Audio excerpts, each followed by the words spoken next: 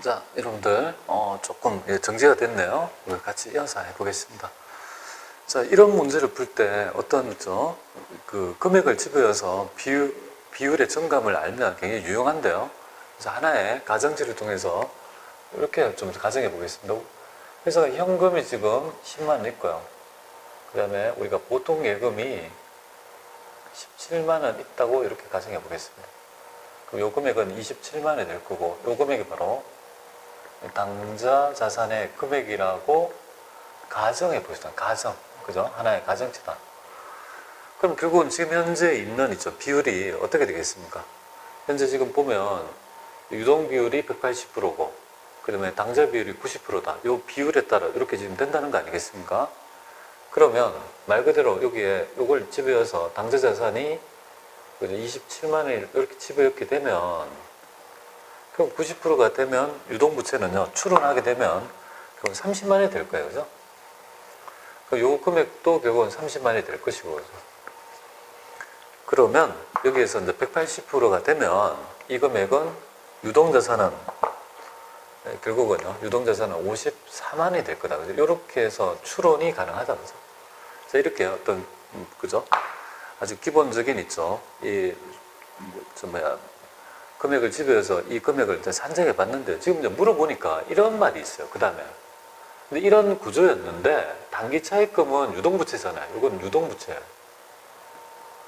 요 유동부채를 상환하기 위해서 현금이 나갔다 이 말이죠. 그럼 결국은 현금도 빠지고 부채도 빠졌다 이 말이죠. 그러면 결국은 이걸 지금 현재 변화된 부분이 어떻게 되냐면, 10만 원이 빠지니까 뭡니까? 20만 원이 됐고, 위도 그죠? 현금이 나갔으니까, 결국은 44만 원이 될 거 아닙니까? 지금 전부 다 44만 원이 될 상태고, 얘도 지금 보시면 당좌에서 빠졌으니까 20만 원이 될 거고, 얘는 17만 원 이렇게 되는 거예요. 그러면 이렇게 지금 상환이 된 후에, 보통 상환이 된 후에 변화되는 비율이 어떻게 되냐 이거잖아요. 그러면 이렇게 했을 때 상환해서 비율을 보면 이건 22%가 되고요. 그럼 비율이 어떻게 됩니까?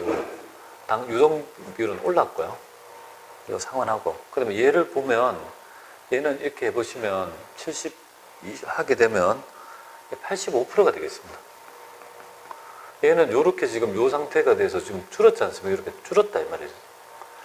그러니까 이제 변화해서 지금 단기 차입금을 상환하게 되면 결국은 어떻게 되냐면요, 유동 비율은 올라가고요, 당좌 비율은 내려간다는 그죠? 답을 알 수 있습니다. 그래서 정답은 2번이 되겠습니다.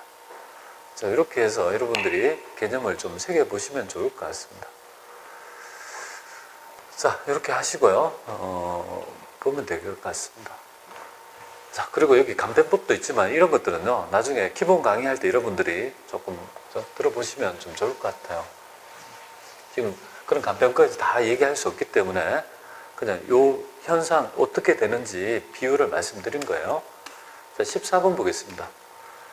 지금 14번은 한국은 기계장치를 구입하고 원가 모형을 적용하였다 이렇게 되어 있습니다.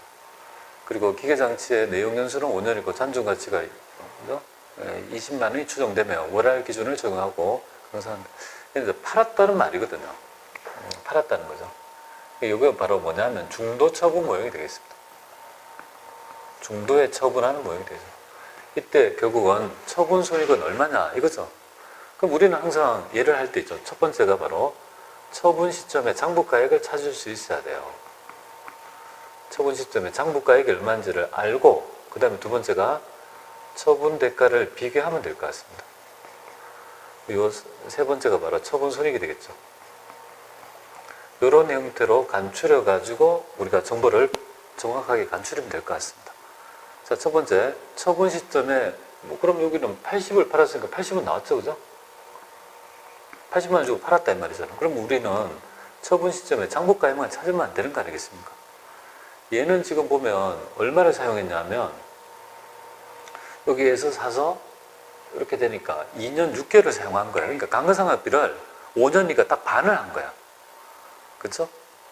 그러니까 5년 중에 2.5년을 한 거 아니겠습니까? 딱 반을 한 거니까. 그러면 얘는 지금 기존에 200만 원이 있는데 200만 있었는데 여기서 감가상각비가 요거 정액법은 180만 원 가지고 하는 거 아니겠습니까?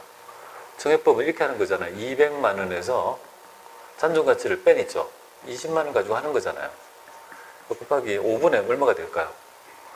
그러니까 요거 감가상각 있잖아요. 요 금액이 얼마예요? 180만 원 안 해요. 그죠? 여기에서 2년하고 또 뭐예요? 5년 요만큼이 됐으니까 반이니까 얼마가 됐어요?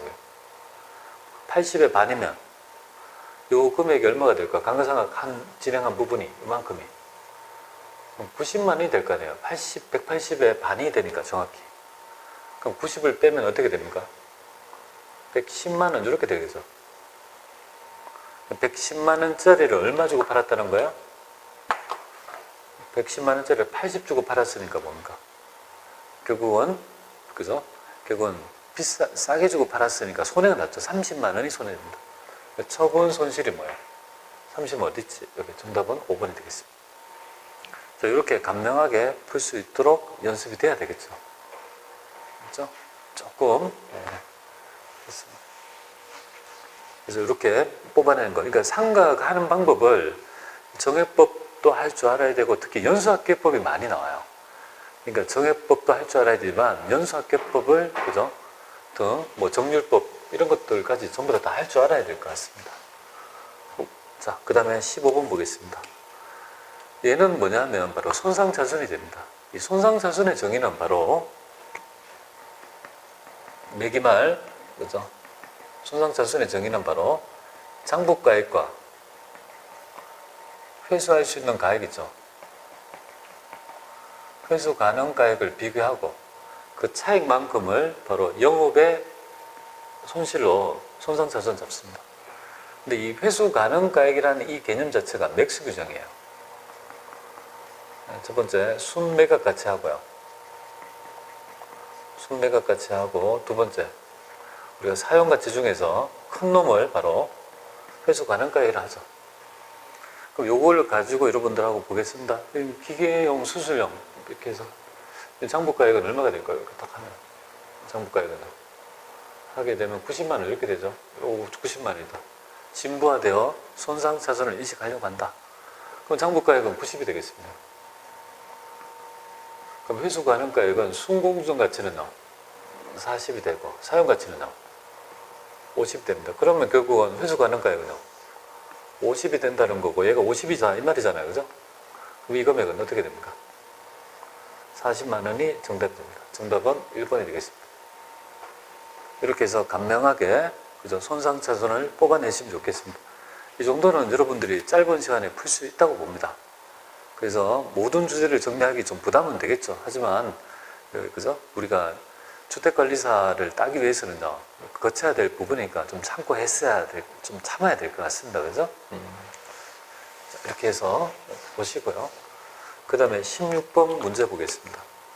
얘도 이제 추정의 문제죠. 어떻게 추정하는 거냐면 재고가 소실되었대요. 그러니까 재고가 없어졌대요.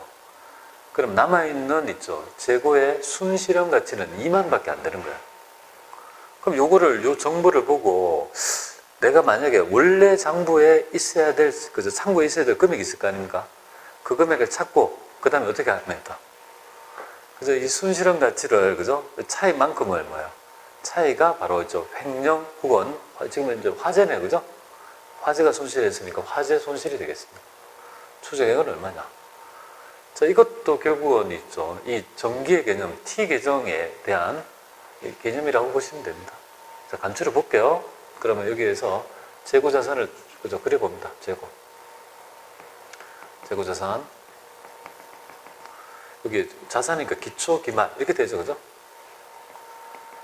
기초가 되고 여기 기말이 되겠습니다. 팔린 거, 매출원가가 될 거고 그 다음에 여기 순매입액이 되죠. 그죠? 순매입액이 됩니다. 이렇게 해서 요 금액을 뽑아냅니다. 지금 우리를 기말에 창고에 있어야 할 금액을 A라고 하겠습니다. 이상적으로 있어야 될 금액을 A라 할게요.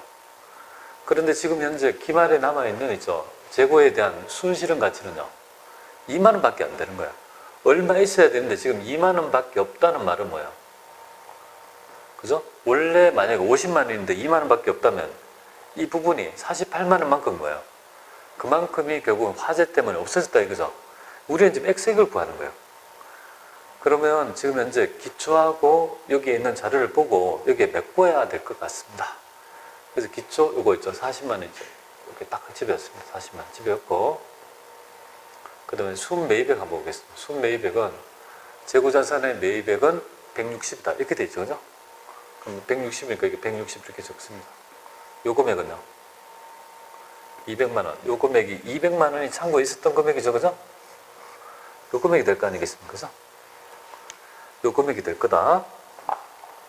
그러면 결국은 우리는 매출원가만 구하면, 매출원가만 구할 수 있다라면 결국은 이 A를 구해서 X를 구할 수 있다는 결론에 이렇게 되는 거잖아요. 그죠? 그러니까 매출원가를 구해 보겠습니다. 그럼 매출원가는 여기서 보면 뭘 가지고 구할 수 있냐면 매출액과 매출 총이익의 정보가 있는 거잖아요. 그죠? 그럼 요 정보를 가지고 여러분이 뽑을 수 있어야 돼요. 요 정보랑 요걸 가지고 뭡니까? 여러분들은 요 두 개를 가지고 매출원가를 뽑을 수 있어야 돼요. 그걸 여러분들이 눈을 키우셔야 된다고요. 대부분의 패턴 문제가 이렇게 나오니까요. 이렇게 하면 돼요. 자, 매출액이 있어요. 그 다음 매출원가를 빼요. 그 다음 뺀 나머지가 바로 매출 총이익이 돼요. 그러면 매출 총이익률이란 말은 매출액을 1로 잡았을 때 이익률이 25%란 말이에요. 그런 의미니까 결국은 그럼 매출원가는 얼마가 된다는 거예요? 0.75가 된다는 거 아니겠습니까? 그죠? 75%인 거고 여기에서 매출액이 200이라고 했습니다. 그러면 이걸 통해서 그죠? 75%를 곱하게 되면 결국은 얼마가 될까요? 150이 뭡니까? 매출원가라는 걸 알 수가 있는 거죠. 그죠? 맞잖아요. 그죠? 75% 하면 150이 되겠죠. 그러면 매출총이 50만 이렇게 되는 거거든요.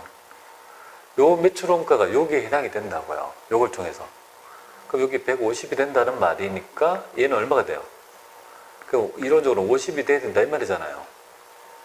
50 정도가 있었어야 되는데 2만 원밖에 없으니 뭡니까? 실제로 화재로 손실된 금액은요 48이라는 말이잖아요. 그죠? 이렇게 그렇게 해서 뽑아내시면 될 것 같습니다. 한번 곰곰이 있죠. 생각해 보시면 되는데, 제가 지금 보면 이제까지 강의할 때 보면 여러분한테 다 전기에서 T계정법에 의해서 했지 않습니까? 이 방법 말고는 정확하게 할 수 없으니까 전기를 꼭 정복을 하셔야 돼요. 자, 그 다음에 한번 다른 문제 한번 보겠습니다.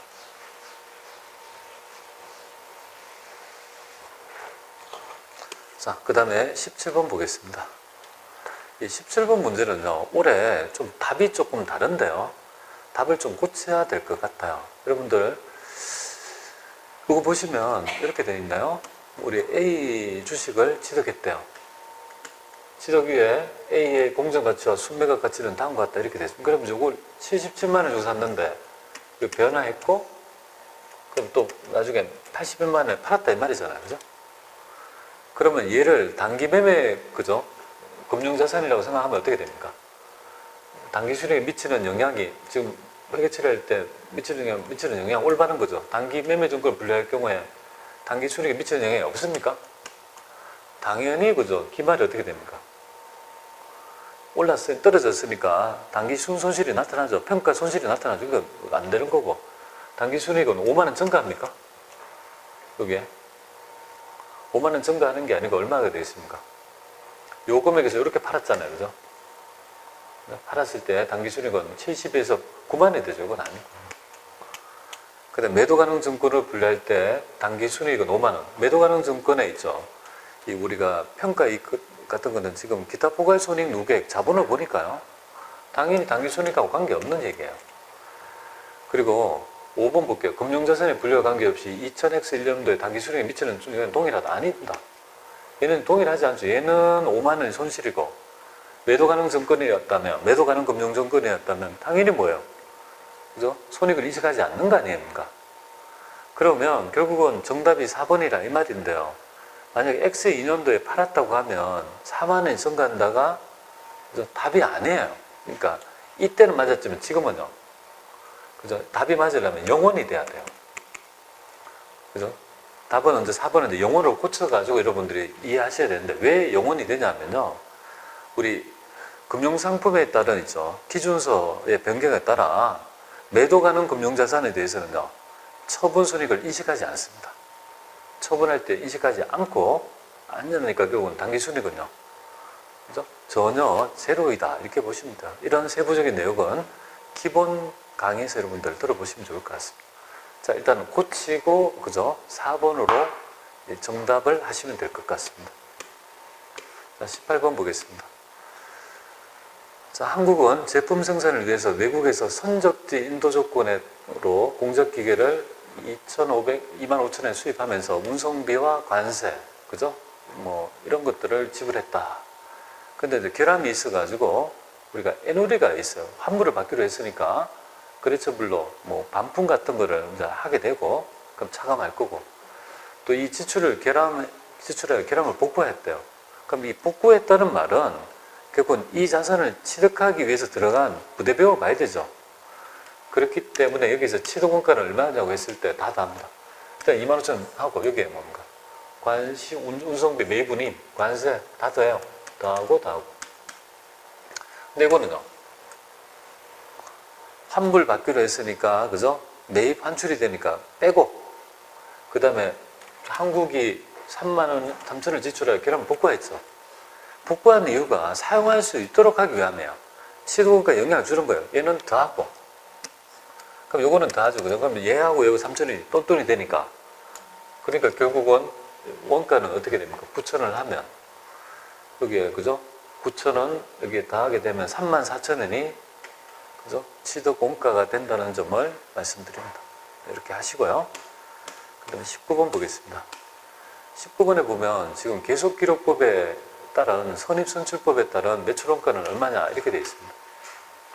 그러니까 선입선출법하고 여러분들 뭐 평균법, 그죠? 이동평균법, 그죠? 다 할 수 있어야 돼요. 다 출제돼요. 명확한 개념을 알아야 돼요. 근데 이제 패턴 자체가 매출원가를 물어보는 건지 기말재고를 물어보는 건지 그걸 정확하게 알아야 될 것 같아요. 매출원가라 하면 결국은 판매된 그죠? 상품의 희생을 얘기하는 거죠. 근데 선입선출법은 지금 판매가 어떻게 됩니까? 이렇게 판매가 되고 여기 판매가 이렇게 된 거잖아요. 그죠? 그럼 판매액은 몇 개가 되겠습니까? 지금 이거 하면 700개가 되죠. 그럼 700개의 매출원가니까 추적하면 되겠죠. 추적해 볼게요. 팔린 있죠. 물량에 대한 희생을 해볼게요. 여기 700개니까 이건 전부 다 뭡니까? 다 팔린 거 아니에요. 그죠? 여기에서 400개, 여기 되고, 여기 팔렸을 때 얘부터 팔렸으니까 뭔가 다 팔린 거 아닙니까? 그러면 700개가 500개가 팔렸으니까 이거 곱하면 팔린 거. 그죠? 20만원. 이거 곱하면 36만원. 그 다음에 요즘에 몇 개 팔렸습니까? 500개니까 200개. 200개가 팔린 거 아니에요. 그죠? 그러니까 여기에서 200개 곱하기 뭐예요? 여기 팔린 거는 200개 곱하기 이렇게 하니까 요 금액은요 26만 이렇게 되겠죠. 다 하면 요 금액이 바로 매출 원가가 되겠죠. 그죠? 이 금액을 하면 82만 원 되겠습니다. 정답은 5번이 되겠습니다. 그래서 판매된 있죠. 이 희생을 따라가서 측정해 보시면 될 것 같습니다. 정답은 5번이 되겠습니다. 체크합니다. 자, 그 다음에 한번 살펴보겠습니다. 자, 20번 문제 보죠. 얘가 이때, 이것도 뭡니까? 매출액이 있고 원가 정보를 주어지고요. 우리가 매입액이 있는데, 뭐, 애누리의 정보가 있고, 기말의 재고자산의 얘기인데, 이것도 뭐예요? 또 전기의 얘기가 되겠죠. 그죠? 재고에. 우리 T를 그려요. T를 그리고 여기에 재고자산을 집어넣고, 여기 보겠습니다. 기초부터 볼게요. 기초는 여기 기초가 되고, 여기는 순매입액이 되죠. 제가 항상 순매입액. 여기 그죠? 기말 재고가 되고, 매출원가가 되겠습니다. 물어보는 거는 X를 물어보는 것 같습니다. 자, 그러면 기초를 찾아요. 40만 원. 이거 있죠. 기초 40만 원 찾았습니다. 40만 원. 됐습니다. 기말의 재고 X. 이걸 물어볼 거고요. 그럼 매출원가는 바로 있네요. 그죠? 매출원가가 바로 있네. 63만 원. 오, 이렇게 주나요? 있고, 그 다음에 여기에 문제는 바로 순매입액을 물어보는 거죠. 순매입액의 정의는요, 총 매입액 60에서 뭐를 뺍니까? 그죠? 우리가 지금 매입 환출 및 애놀이라 했지, 매입 할인은 차감한 금액이 되겠죠. 그래서 순매입액은 바로 60만 원이 아니고 뭔가 54만 원이 돼야 되죠. 그럼 여기가 94만 원이 된다는 거고, 얘도 94만 원이 된다는 거잖아요. 그죠? 그러니까 결국은 어떻게 되겠습니까? 31만 원이 되겠습니다. 정답은 4번입니다. 이것도 그죠? 예, 우리가 T 계정을 그려가지고 우리가 행해야 될 부분이다. 그죠? 자, 이렇게 해서 20번까지 우리가 문제를 풀어봤습니다. 그죠? 자, 그 다음에 21번 문제 한번 보겠습니다. 무형자산의 회계 처리 방법으로 옳지 않는 것 볼게요. 자, 옳지 않는 거. 뭐 이런 문제가 되는데요. 무형자산이 되기 위해서는요, 예, 식별 가능하고 해당 자산을 통해서 있죠. 경제적 효익의 유입이 기대되면서 예, 해당 자산을 신뢰성에 측정할 수 있을 때 무형자산 잡도록 한다. 무형자산을 최초로 인식할 때 원가로 측정하고 맞고 내용 요소가 비한정적인 무형자산 영업권이 되겠습니다. 영업권은 한정적이지 않습니다. 한정한다는 말은 기간을 배분할 수 있다는 거고, 비한정적이라는 말은 상을 할 수 없습니다. 맞습니다. 최초의 비용으로 인식한 무형 지출에 그 이후에 무형자산의 원가를 인식할 수 없죠, 당연히. 최초의 비용 처리했는데 그 다음에 뭡니까? 소급해서 자산으로 계산할 수 없는 거죠. 내부적으로 창출된 브랜드와 고객 목록이 바로 대표적인 내부 창출, 여기 뭐예요? 영업권이 되는 거예요. 내부 창출 영업권은 해당 금액을 신뢰성 있게 측정할 수 없는 관계로 어떠한 경우라도 있죠.